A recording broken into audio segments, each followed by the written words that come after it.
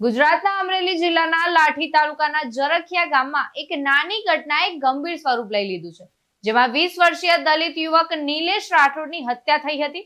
તો આ ઘટના 16 મે 2025 ના રોજ બની હતી, જ્યારે નિલેશ અને તેના 3 મિત્રો બબલા નમકીનનું પેકેટ લેવા માટે એક દુકાન પર ગયા હતા. તો દુકાનદારના બાળકોને નિલેશે બેટા કહીને સંબોધ્યું, જેના કારણે દુકાનદાર અને તેના સાથીઓએ નિલેશ અને તેના મિત્રો પર હુમલો કર્યો હતો.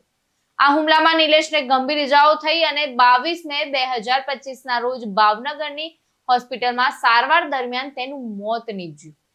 મૃતકના પરિવારજનો દ્વારા શબ નહીં સ્વીકારતા મામલો ગૂંચવાયો હતો. તો નોંધનીય છે કે આ દિવસે નિલેશનો 20મો જન્મદિવસ પણ હતો. તો આ ઘટના બાદ અમરેલી પોલીસે 11 જેટલા શખ્સો પર ગુનો નોંધ્યો છે અને પોલીસે આરોપીઓની અટકાયત કરી લીધી છે. અને અમરેલી ડીવાયએસપી ચિરાગ દેસાઈએ દલિત યુવક હત્યા કેસ અંગે વિગતો જાહેર કરી. ઇમરાન શેખ સાથે ચક્રવાત ન્યૂઝ અમરેલી. જી સર, આપણે દલિત હત્યા કેસ જે બનાવ ઘટના બની હતી એમાં કેટલા આરોપીની અટક કરવામાં આવી, ઘટના શું હતી અને બોડી સ્વીકારવામાં આવી છે કે નહીં? 16 તારીખના રોજ અમરેલી તાલુકા પોલીસ સ્ટેશન વિસ્તારમાં સાવરકુંડલા રોડ પર આવેલ નવા માર્કેટિંગ યાર્ડની બાજુમાં જીગાભાઈ દૂધાની ભજીયાની શોપમાં લાલજીભાઈ ઉર્ફે અમિતભાઈ ચૌહાણ કે જે પોતાના મિત્રો સાથે ભજીયા ખાવા માટે ગયેલા અને ત્યારબાદ તેમની સાથે રહેલા નિલેશભાઈ રાઠોડને દ્વારકાધીશ નામની સામે રહેલી શોપમાં ચોથાભાઈ ભરવાડની દુકાનમાં બબલા નમકીન પેકેટ લેવા માટે મોકલેલા હતા.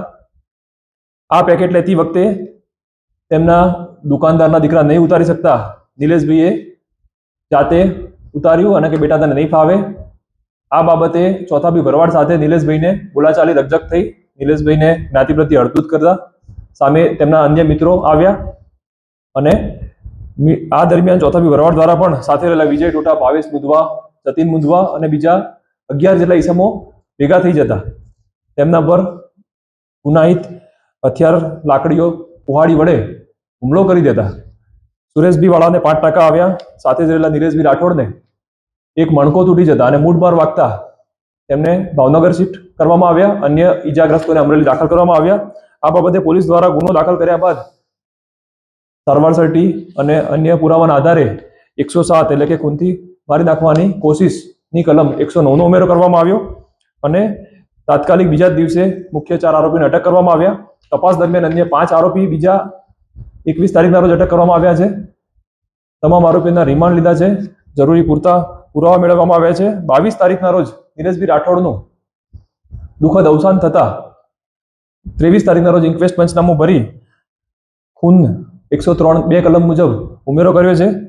હાલમાં ટોટલ 10 આરોપીની ધરપકડ કરવામાં આવી છે અને જે પણ મરણજન નિલેશભાઈ રાઠોડનું પેનલ PM ભાવનગર ખાતે કરવામાં આવી છે અને ડેડ બોડીને હાલમાં કોર્ટ રૂમમાં મૂકવામાં આવી છે.